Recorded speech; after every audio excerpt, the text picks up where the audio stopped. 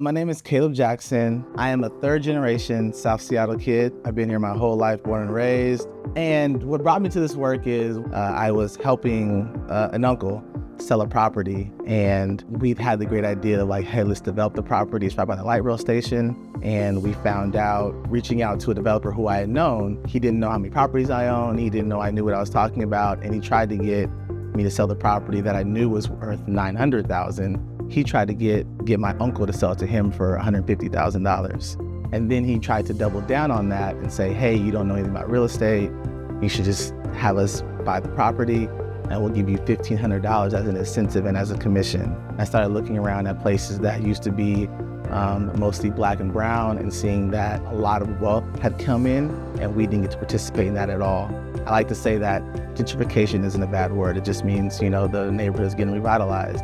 Displacement is what the bad word is, right? And when the people who are from this area, who have a foundation in the area, who have lived, worked, played in this area, don't get a chance to participate in that equity growth. And so once we saw that, me and my co-founder Cornelius really wanted to figure out a way how do we help that, right? And so we started volunteering at a bunch of different nonprofits, trying to really combat this displacement. And eventually Department of Neighborhoods heard about our work and they decided to fund us for this pilot. And 3 or 4 years later, here we are. So what we say is we want to empower the community pillars, the people who I just talked about who have been in the community, empower those people through, culturally informed pedagogy, advocacy, and then access to certain fundings. The term is called that family's unique wealth vision. How we do it, the unique wealth vision has 3 parts. The first part is the homeowner, right? And I think that's what's unique in our approach is that we really value that. What are your values? How do you want to live?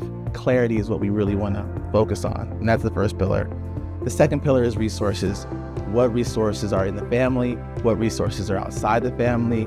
How do we, again, act as that conduit to understand what that dream is, what that vision is, and then also what other resources can help with that. Family and organizations have missions, and we want to make sure that we align those missions. And so really understanding that family is the second pillar, right? And then the third is the easy part. That is the home and what that house can do and how that house fits into the other 2. We put those 3 pillars together, the homeowner, family and community resources, and the actual asset.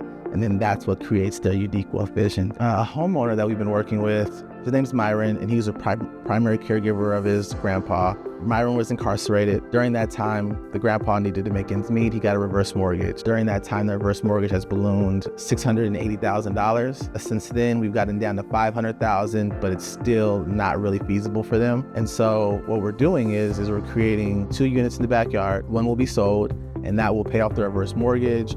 And then the second unit, that unit will be for Myron so that he can actually come back to the community where he's from.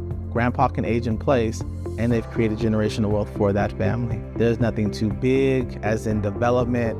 There's nothing too small as in, hey, there's this deferred maintenance that's going on that we won't help a homeowner with, right? We think that we want to make sure that anything that a homeowner comes to us with, we can help out with.